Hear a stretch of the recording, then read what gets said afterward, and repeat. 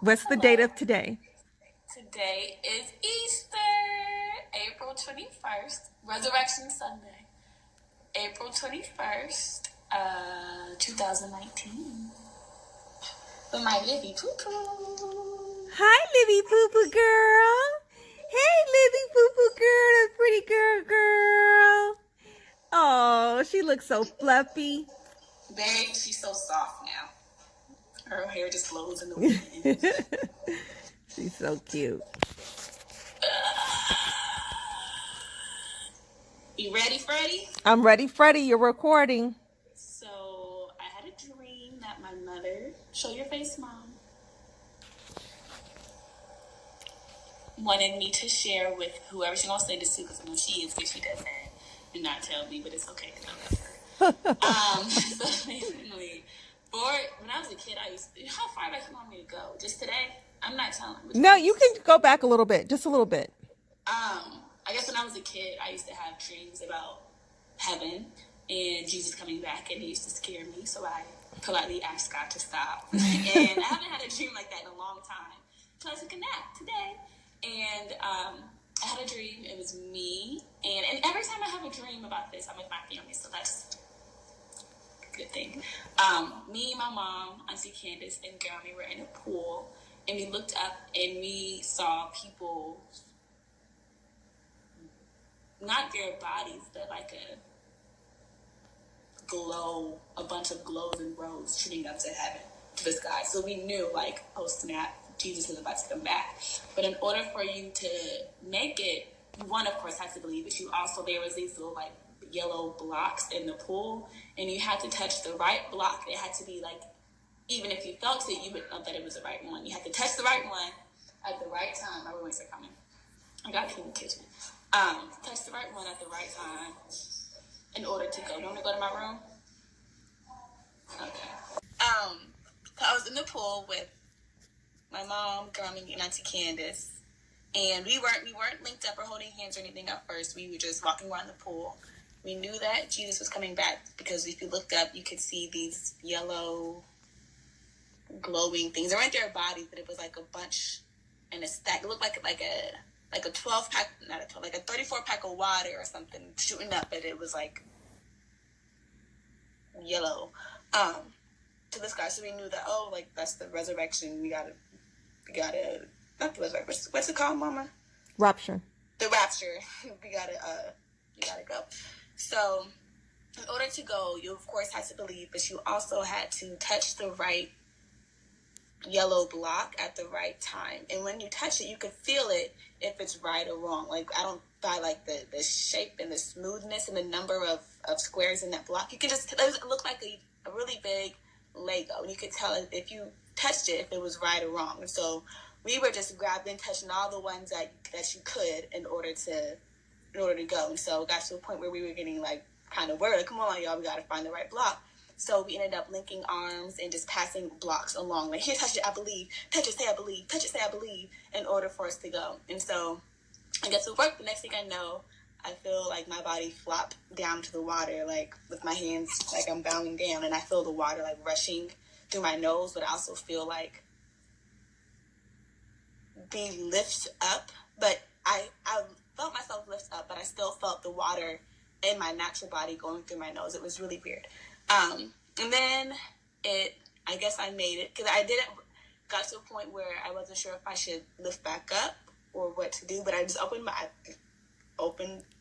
I lifted back up, and I saw Grandma and she was like, welcome, we were waiting for you, like, yay. And so I assumed I made it to heaven, and Grandma did too. And there were 3 men there that were like, that introduced themselves as, I'm person 1, person 2, person 3. And they were like, going upstairs, you'll find your room and where you should go. And so it was really big, but open, like, mansion. But everyone lived in that mansion, but they had their own suites. And there was no reason to, I believe, because everything you had was right there, but it was huge and vast and just open. And cloudy, but like pink clouds, like a soft pink clouds. And so I was walking up the stairs, and as I was going up, I kept seeing people that I recognized in the pool that I knew in my dream. I was like, oh, like, hey, you made it, you, praise God, yay, yay, yay. like newlywed couples and families and single people just like getting settled in their rooms. And so I just keep going up the staircase looking for my room. I went to my room. I don't know how I knew. I knew it was my area, and it was like a big bed, and there were other people, like young people my age, just like lounging around and talking and laughing, and just like the feeling was very like a relief, but happy, and just like in awe of what's around you, because it was just so massive, but also just open.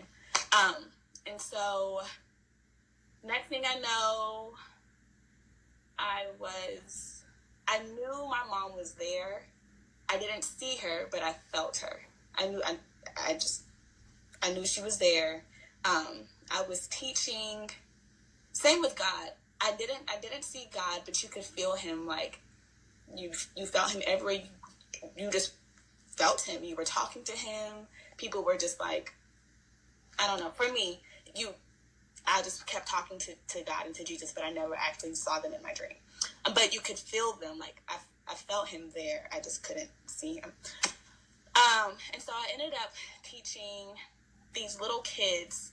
I guess it was some sort of Sunday school, but we were all in a little circle sitting on the pink clouds, and they were all really happy and giddy and excited. And I don't remember what I was talking about. There was one, but if you had to be careful of what you were thinking, because if you thought anything like impure or not godlike, then you would go down to hell.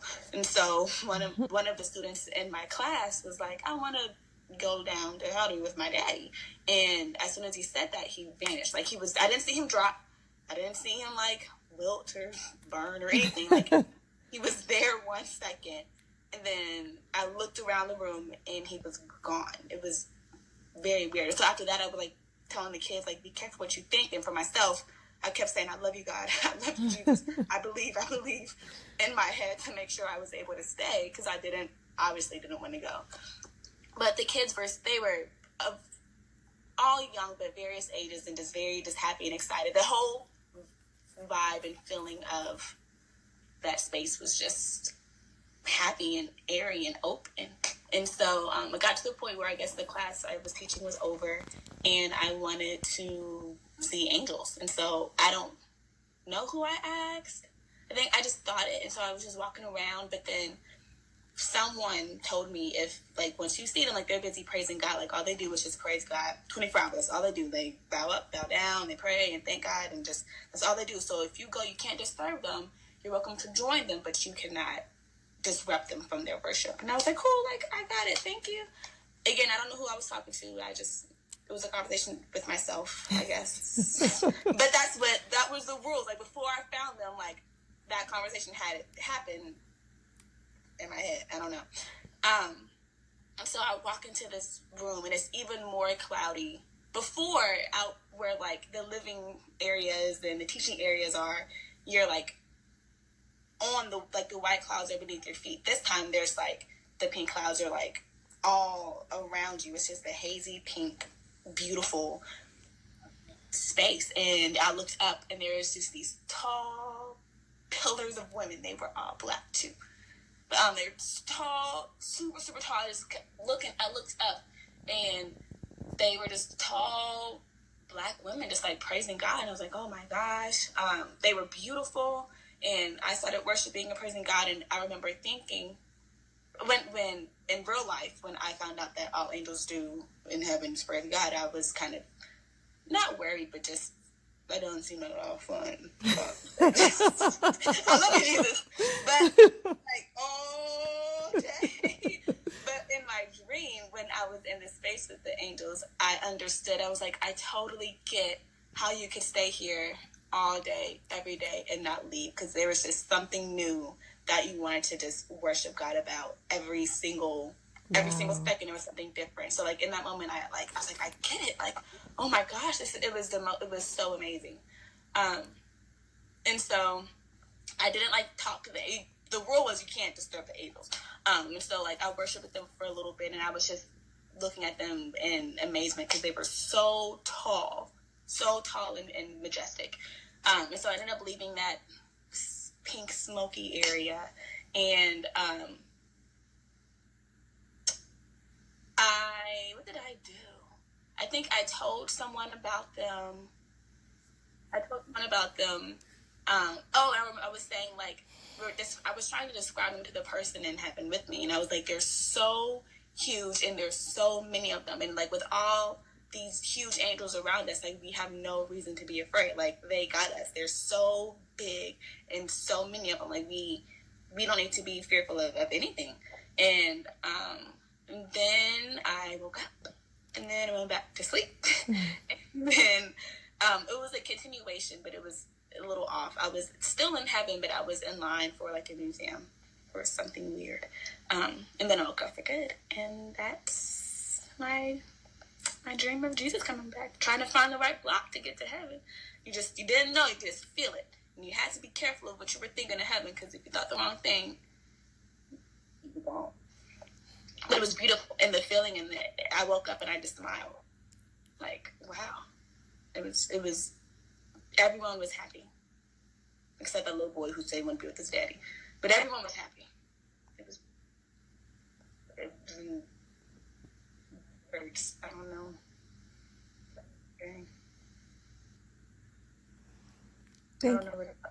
Thank you for sharing, Zoe.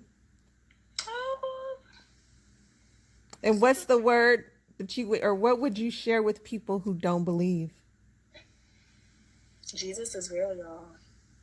He's coming back, whether you are ready or not. And that was the most scariest moment in my dream, was trying to get to heaven. And you saw it happening in front of you. Like you saw people like going in front of you. Like you saw people souls leaving. And that was like, the scariest part was like finding the right block. But I don't know if everyone knew. I don't know if it's because we were saved, we knew like how to feel the ones that were right. Like there was no one spoke like, find this one, find the one that has soft edges. It was just like we felt it and we knew like, no, that's not it. Find another one, no, that's not it. Oh, got it. Everyone touch it, say I believe. And like we went. So whether you believe or not, he's coming back, and there's gonna be a point where you will see everyone else is going. And I could tell you from my dream, that was the most scariest moment ever, because you see it happening, and it's like he's coming, y'all. I don't know when, but he's coming. So. Thanks for sharing, Zoe. Oh, anytime. I used to ask God, don't give me the dream, and give me today. He didn't listen. It's okay. It was a wonderful. It was beautiful. It was beautiful. Beautiful and airy and happy once we all got to heaven. But I knew my family was there. I only saw Grandma because she greeted me. She was like, hey, like, welcome, you made it. But I felt my loved ones there. I felt you all there. Wow. What an awesome dream to have on Resurrection Sunday. My after church. You had a spiritual nap. I did. All right. And the thing was, my alarm kept going off. And I would wake up, turn off my alarm, and my dream would pick up at the same place. Like, my alarm went off at least like 4 times. And I would just turn it off and go back to sleep. And it would pick back up. Amazing. Yeah, it was very, I don't know, I don't have any words, but get ready or not. Say you love it when the count of 3. 1, 2, 3. I love you, Jesus. I love you, Jesus. I love you, Jesus. I love you, Jesus. I love you, Jesus. Because that was like the key. You had to believe and you had to find the right block. But no one told you what the right block was. You had to feel it in your spirit. Wow. Yeah. Awesome. Thanks for sharing. Thanks for capturing the moment. Absolutely.